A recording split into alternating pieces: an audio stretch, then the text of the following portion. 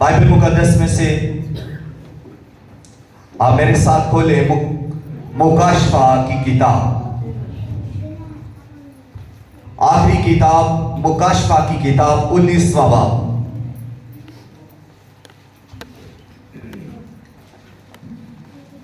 मुकाशफा की किताब जिसको पढ़ते हुए कुछ लोगों को डर लगता है, मुकाशफा की किताब जिसके बारे में लोग एक दूसरे को डराते हैं कि इसको ना पढ़ो, खौफ आएगा। कुछ लोग इसको विर्त के तौर पर पढ़ते हैं, बड़ी अजीब अजीब लोग इसके बारे में बातें करते हैं।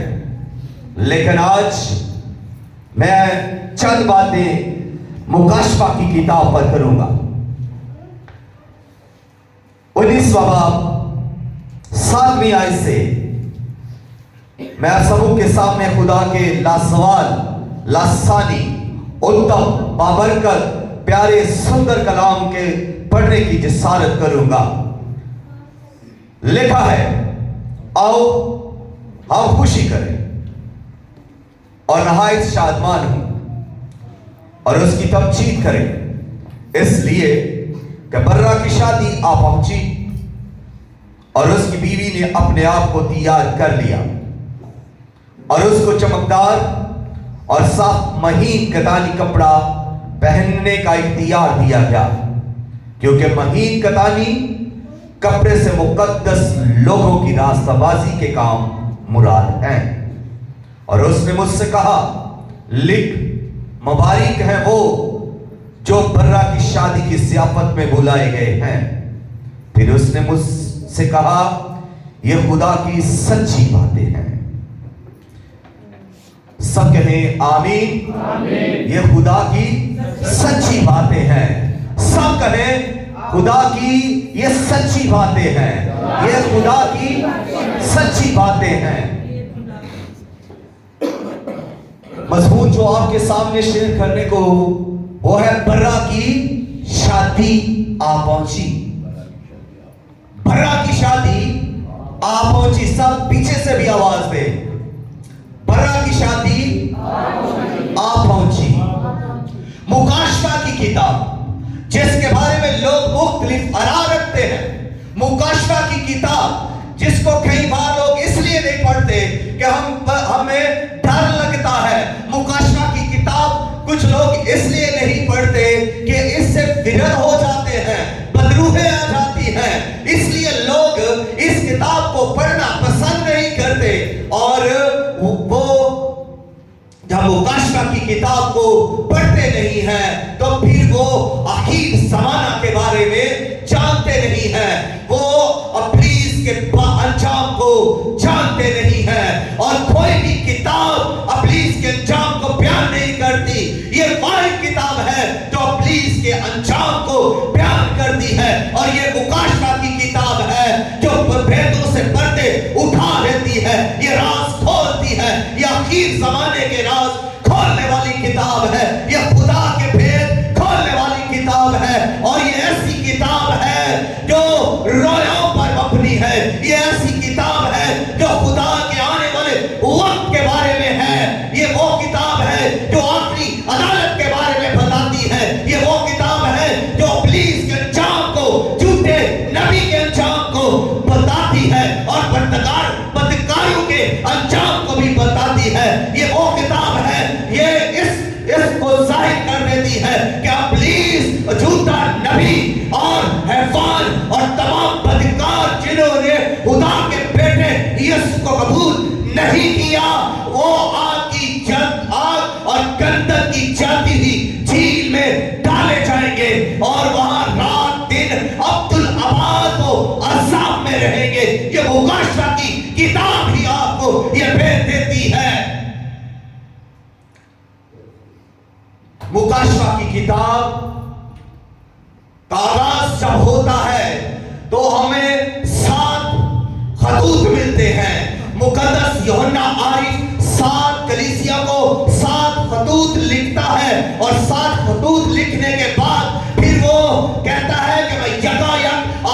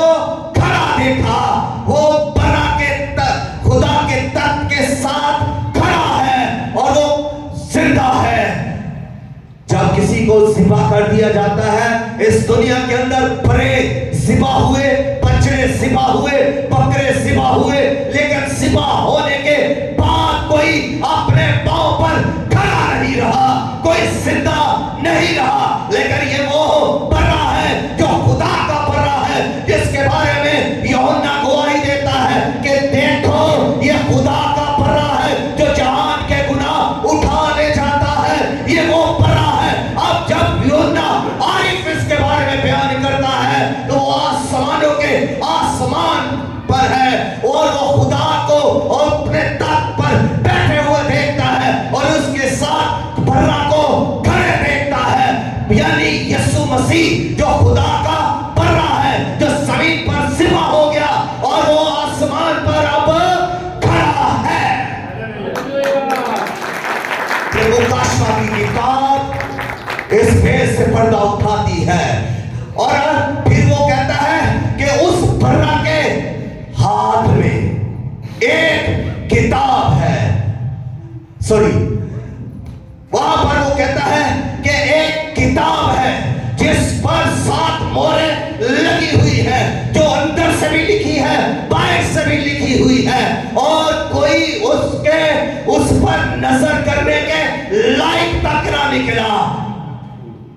इस दुनिया में से जाने वाले यानी तीनों अदनान में आसमान पर मुनादी की गई, कोई है जो इस किताब को खोले।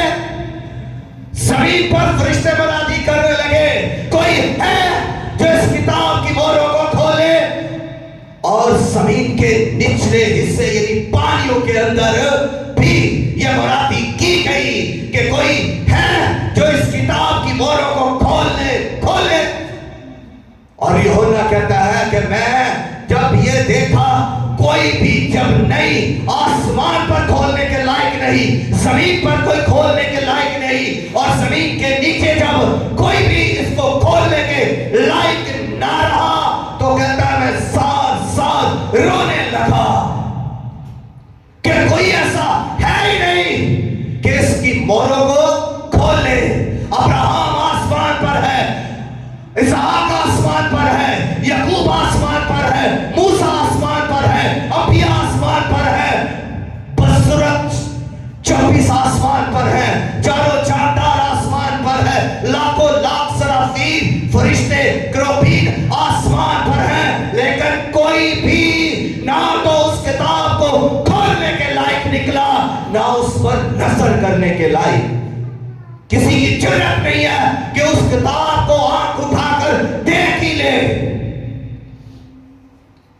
आगे बढ़ते हुए फिर वो कहता है जब ये मैंने मंजर देखा तो मैं रोने लगा। जमीन पर भी मुनादी हुई, जमीन पर बड़े आलम फाज़िल फकीर फरीसी यहूदी और भी उलमा और पास्टर बिशप बहुत कुछ है, लेकिन यहां पर भी किसी की जरूरत नहीं है कि उस किताब की मोहरों को खोले, ना सिर्फ खोले बल्कि उस पर नजर भी कर सके।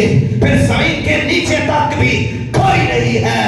आज बहुत हस्तियां कब्रों के अंदर पड़ी हुई है, लेकिन किसी की मुजाल नहीं है कि उस किताब को खोले। तो फिर कहता है कि मुझे किसी ने कहा कि मत लो, देख यहूदा के कबीले का वो शेरे बब्बर गालिब आया है कि इस किताब को की मोहरों को खोल ले। और खुदा यीशु मसीह ने जो खुदा का बर्रा है उस किताब को खुदा के हाथ में से ले लिया और उसकी मोहरें खोल ली। लोग बड़ी तालीम आपको देंगे। पिछले दिनों कोई जब ये कोरोना का वक्त था तो बड़ी बड़ी तालीमें जारी हो गई कि 7वीं मोहर खुल गई है, 5वीं मोहर खुल गई है, कोई कह रहा है 4थी मोहर खुल गई है। बड़ी अजीब तालीमात है। याद रखें ये जब किताब बर्रा के हाथ में है, तो जब बर्रा की ये के हाथ में है तो बर्रा इसकी पहली मोहर खोलेगा। कब खोलेगा? जब कलीसिया आसमान पर उठा ली अभी तो कलीसिया जमीन पर है।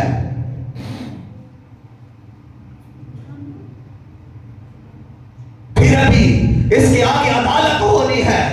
यीशु ने वापिस आना है। पहले यीशु मसीह आएगा, खुदा का भरा आएगा, अपनी दुल्हन को उठा ले आएगा। ये रैप्चर है, रैप्चर ऑफ द चर्च। कलीसिया का उठाया जाना होगा और इसके बाद फिर ये कलीसिया 7 साल आसमान पर रहेगी और आसमान पर ये कलीसिया सेफ एंड साउंड रहेगी और खुदा के साथ रहेगी। लेकिन जमीन पर 7 साल बड़ी मुसीबत होगी और बड़े काल पड़ेंगे, बड़े भूचाल आएंगे, जंगें होंगी, लड़ाइयां होगी, कत्लो गारत होंगे, खून होगा और जमीन के ऊपर उस वक्त बहुत तबाही होगी। इन 7 सालों में फिर 7 साल खत्म होने के बाद वही कलीसिया जो आसमान पर उठाई गई है वापस बर्रा के साथ आएगी और फिर जब वो आएगी तो ये दूसरी आमद है। और जब खुदावंद यीशु मसीह आसमान से वापस आएगा तो बड़ी कुदरत के साथ, बड़े जलाल के साथ आएगा। वो खुदा के नरसिंहता के साथ जमीन पर आएगा और उसके साथ फरिश्ते होंगे, उसके साथ कलीसिया होगी। वो जो आज जमीन से उठाई गई अब वो वापस बर्रा के साथ जमीन पर आएगी। अब यीशु मसीह अपने दुश्मनों को शिकस्त देगा, उनसे जंग करेगा और फतह पाएगा। अब फिर इसके बाद क्या होगा? फिर इब्लीस, झूठा गुमराह करने वाला शरीर, शैतान, उसको एक फरिश्ता पकड़कर जंजीर के साथ बांधकर अथाह घड़ा में बंद कर देगा और वो 1000 साल तक बंद रहेगा। इब्लीस, शैतान, पुराना सांप बांध दिया जाएगा 1000 साल तक। और दूसरी तरफ क्या होगा? वो 1000 साल खुदावंद यीशु मसीह अपनी दुल्हन के साथ बादशाही करेंगे। इसको 1000 साला बादशाही कहते हैं। और फिर इसके बाद 1000 साल खत्म जब हो जाएगा फिर उस इब्लीस को जो बांधा गया था, शैतान को छोड़ दिया जाएगा, खोला जाएगा। और जब वो खोलेगा तो फिर वो क्या करेगा? क्या वही हरकतें जो उसकी हैं वो अपनी हरकतों से बाज नहीं आएगा, क्योंकि उसका काम क्या है? गुमराह करना। उसका काम क्या है? शरारत करना। उसका काम क्या है? बदकारी करवाना करना। उसका काम क्या है? लोगों को अपनी तरफ खींचना। तो ये यही करेगा 1000 साल के बाद यही करेगा। और जब वो अपने साथ सबको मिला लेगा तो फिर एक ही बार वो इस पर अटैक करेगा। वो क्या करेगा? और हमला करेगा कि आओ हम इन पर फतह पा ले। लेकिन इन पर फतह पाने से पहले क्या होगा कि आसमान से आग आएगी और वो आग उन्हें कुचल देगी और सबको अपने आग के अंदर अब्दुल अबाद चलने के लिए आग और गंदल की झील में डाल दिया जाएगा, जहां पर झूठा नबी, जहां पर हैवान, जहां पर ये इब्लीस, शैतान और सारे बदकार अब्दुल अबाद तक चलते रहेंगे। ये मैं भी इस मुकाशवा की किताब के सारे वो काम आपको बता रहा हूं, वो पेज जो इस किताब के अंदर है वो बता रहा हूं। अभी मैसेज शुरू नहीं हुआ, अभी तो इसकी तमहीद बांधी गई है। बर्रा की शादी आ पहुंची है, कुछ सो रहे हैं, उन्हें जागने की जरूरत है, उन्हें तैयारी की जरूरत है, उन्हें अपने कान खोलने की जरूरत है, उन्हें अपनी आंखें खोलने की जरूरत है। कुछ लोग आज भी ढीले हैं, सुस्त हैं, उन्हें अपने आप को तैयार करने की जरूरत है। कलीसिया जो जमीन पर है, कितनी चौकस जवान होने की जरूरत है। कलीसिया आज कितना जागने की जरूरत है। कलीसिया आज वक्त है कि हम अपनी कमरों को बांध लें। आज वक्त है कि हम रुल्कुल से मबूर हो जाएं। तैयारी शुरू कर दे। आज कलीसिया वक्त है, क्योंकि हम दुल्हन हैं, हम मसीह का बदन है और मसीह आने वाला है, उदा का फर्रा आने वाला है। मुकाशाही की किताब में लिखा है कि देखो वो बादलों के साथ आने वाला है और वो चांद आने वाला है। जो सुने वो कहे, कलीसिया और रूह कहे आ, आप भी कहे आ मेरे खुदा के फर्रे आ मेरे दुल्हा आ। हमें कहने की जरूरत है, हमें जरूरत है अपने आप को तैयार करने की। एक शादी में एक दुल्हा और एक दुल्हन है। शादी दुल्हा और दुल्हन के बगैर हो ही नहीं सकती। दुल्हा तैयार है, दुल्हा ने अपनी तैयारी कर ली है, दुल्हा आने वाला है, उदावत आने वाला है, आपका यीशु आने वाला है, आपका दुल्हा और जमीन की तरफ आने वाला है। उसके बारे में लिखा है कि वो जल्द आने वाला है।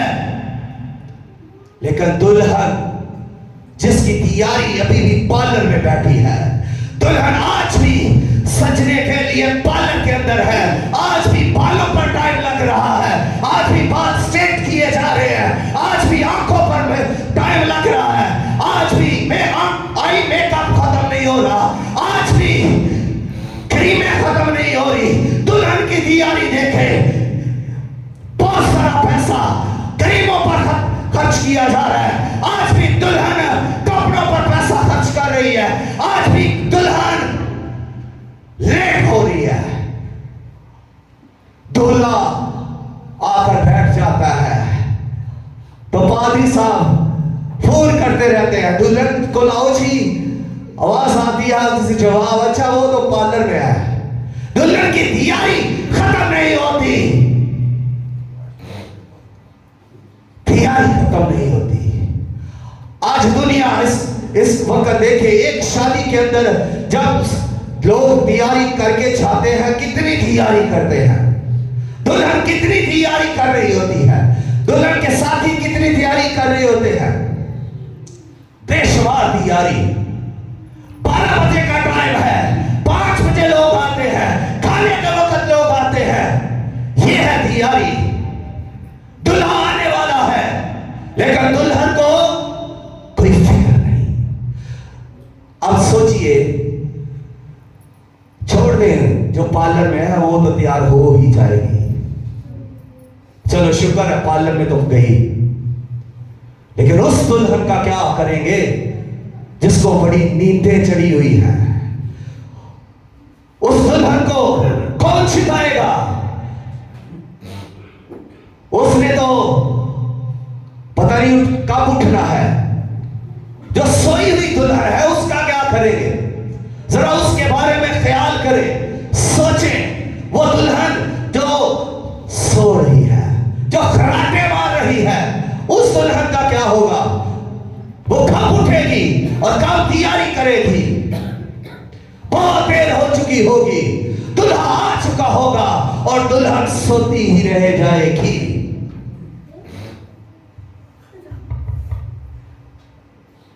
तीन दुल्हन का जिक्र करूंगा।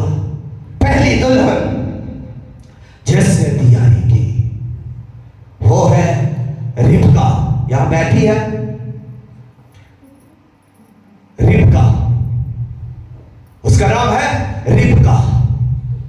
ये पैदाइश की किताब में रिबका है और ये वो है जो ईमानदारों के बाप के बेटे इजहार की बीवी बनने को जा रही है।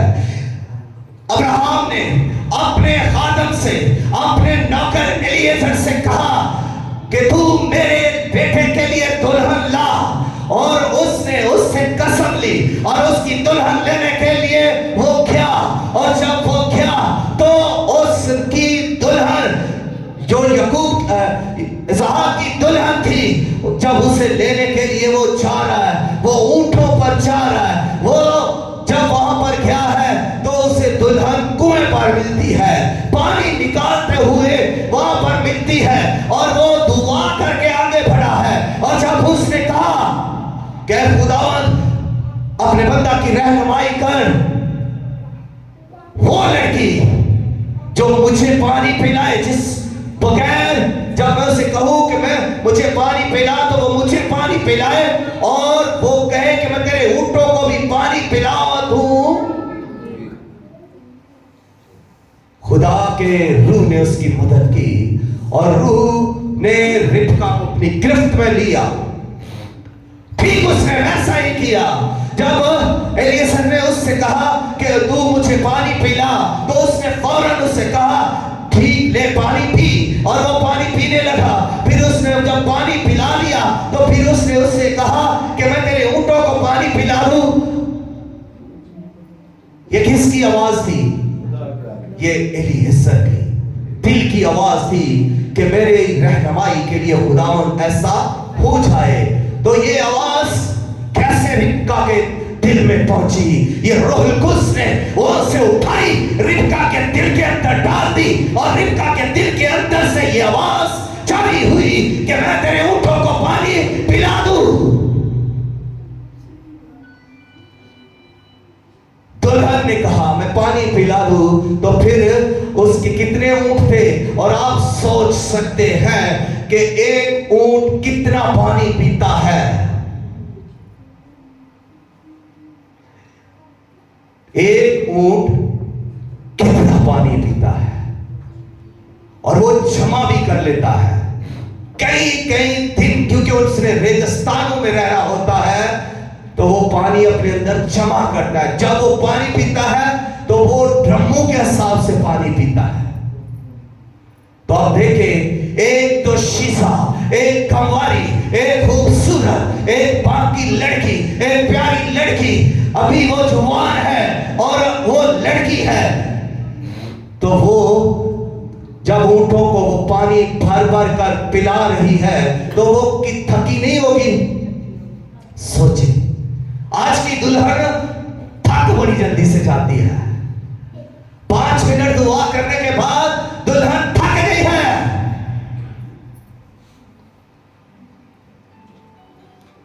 और दुल्हन को नींद भी बड़ी आती है।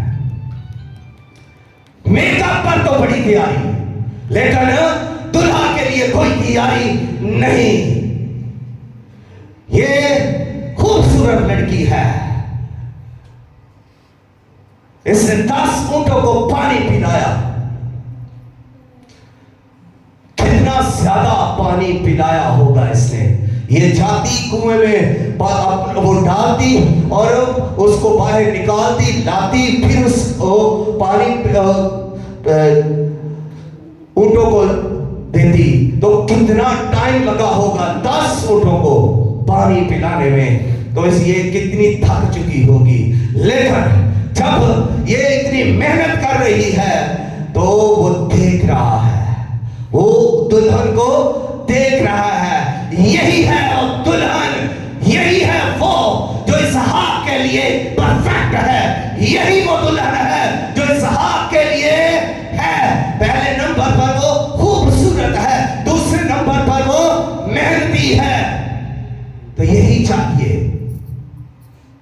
मेहनती कलीसिया चाहिए, खूबसूरत कलीसिया चाहिए। और जब वो घर लेकर गई तो उसने सब बातें करने के बाद कहा, एलिएज़र ने कि क्या मैं इसे ले जाऊं? उसके माँ बाप ने कहा कि इस लड़की से पूछो, ये अगर जाना चाहती है। तो उसने जब उससे पूछा तो फौरन उसने कहा हाँ मैं जाऊंगी। उसने फौरन कहा हाँ। खूबसूरत बात सीखिए, जब यीशु के लिए आपको बुलाया जाता है, जब खुदा का कोई खादम आप तक पहुंचता है, तो फिर उसकी कदर कीजिए, उसके साथ दामन कीजिए, उसके साथ मिल जाइए, उसकी रिफाकत में आ जाइए। इसने उसको इनकार नहीं किया, इसने कहा मैं इसके साथ जाऊंगी फौरन, और वो एग्री हुई। उसने कहा यस मैं इसके साथ जाऊंगी। आप भी उस खादम के साथ जाने के लिए तैयार हो जाएं, क्योंकि वो खादम आपको यीशु मसीह की दुल्हन के तौर पर लेने के लिए आया है। जब वो कहता है तौबा करो तो फौरन तौबा कर लो। अगर वो कहता है बपतिस्मा लो तो बपतिस्मा ले लो।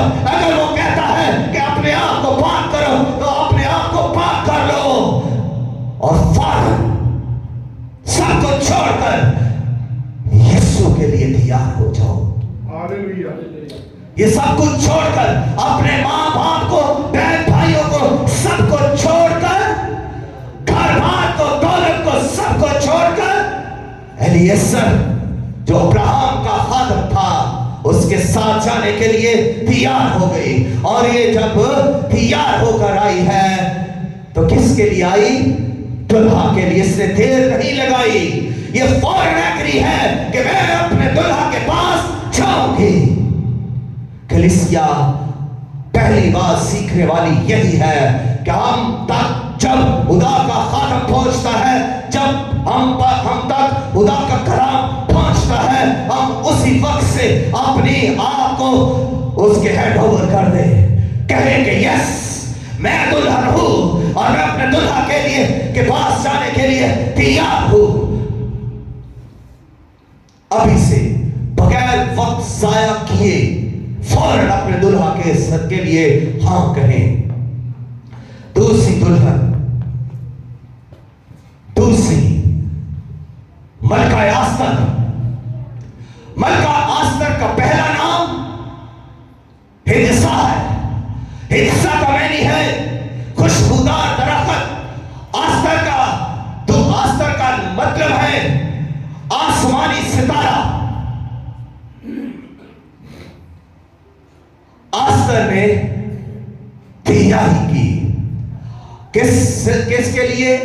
बादशाह के लिए, दुल्हा के लिए इसने तैयारी की।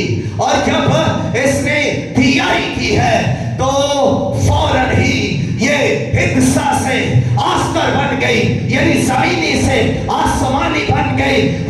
और जब हम भी उसको कबूल कर लेंगे, उसके लिए तैयारी कर लेंगे, जब हम उसके लिए हाँ कहेंगे तो वो हमें जमीनी से आसमानी बना देगा। गंदगी से निकाल कर हमें आसमान पर ले जाएगा। उसने तैयारी की। उसने कितने महीने तैयारी की? अगर किसी ने आस्तर की किताब पढ़ी है तो कोई बता सकता है उसकी कितने माह तैयारी जारी रही अपने दुल्हा के लिए। वो दुल्हन बनने जा रही थी तो उसने कितने माह तैयारी की? उसने 12 माह तैयारी की, यानी उसने 1 साल तैयारी की अपने दुल्हा के लिए। 6 माह उसने अपने बदन पर मोर को मला और 6 माह उसने अपने बदन पर इत्र को मला। यानी आप सोच सकते हैं ये जो मोर है वो किस कदर कड़वी है। वो मन रही है तो उसके बदन को तकलीफ हो रही होगी, उसके बदन पर वो लग रहा होगा, उसके बदन के अंदर से मैल की चैल निकाल रहा होगा। वो मोर जो कड़वी जड़ी बूटी है जब उसके बदन पर वो लगाई जाती है, जब उसको पाक किया जा रहा है तो वो आप सोच सकते हैं कि वो कितने दुखों से गुजर रही है, कितनी पीड़ा से वो गुजर रही है, कितनी तकलीफ से वो गुजर रही है। कलीसिया जब आपने हाँ कर दी है तो फिर इब्लीस आपको आजमाएगा, फिर इब्लीस आप पर अटैक करेगा, फिर इब्लीस आपको दुआ नहीं करने देगा, फिर इब्लीस आपकी तैयारी को रोकेगा, फिर आपको वो तैयारी नहीं करने देगा, इब्लीस आपको दुख देगा। कलीसिया ये आपकी तैयारी है। आप दुख में से गुजर रहे हैं, ये तैयारी है। आप बीमारियों में से गुजर रहे हैं, ये आपकी तैयारी है। आप पर हमले हो रहे हैं, जादूगर हमले कर रहे हैं, ये बदलुएं हमले कर रही है, ये तैयारी है। आपका कोई दुश्मन बन गया है, आप ये तैयारी है। कलीसिया आप इसमें से निकले और वो 6 माह तक इस मोर को अपने बदन पर मारती रही। उसके बाद फिर उसने खुशबूदार इत्र बनना शुरू किया और वो उसके अंदर क्या पैदा कर रहा है? खूबसूरती पैदा कर रहा है, खुशबू पैदा कर रहा है, उसके बदन के अंदर खूबसूरती पैदा कर रहा है। 6 माह तक ये तैयारी है। आपकी तैयारी होनी चाहिए, आपको तैयार होना है।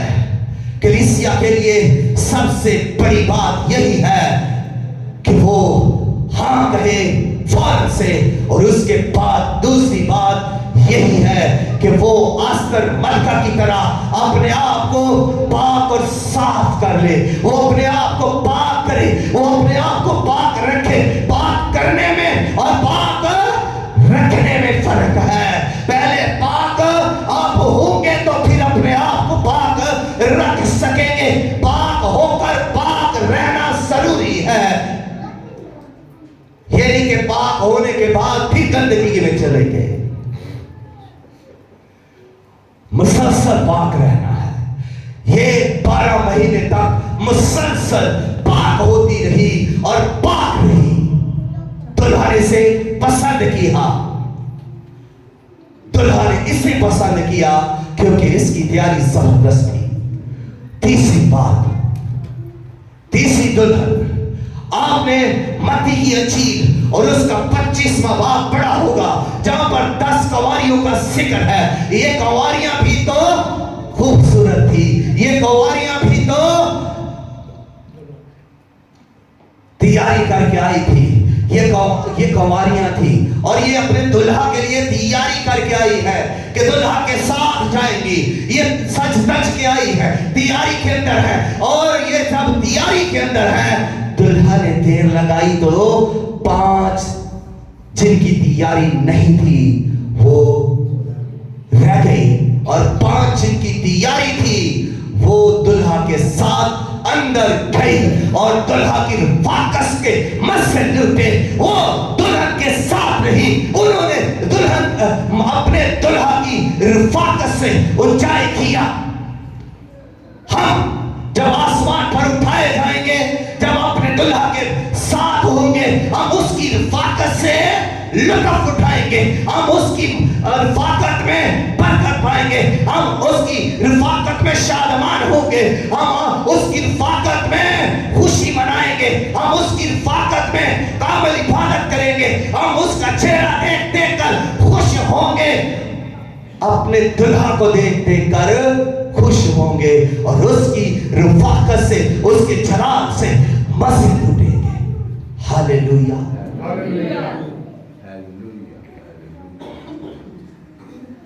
5 कुंवारियां जो रह गई,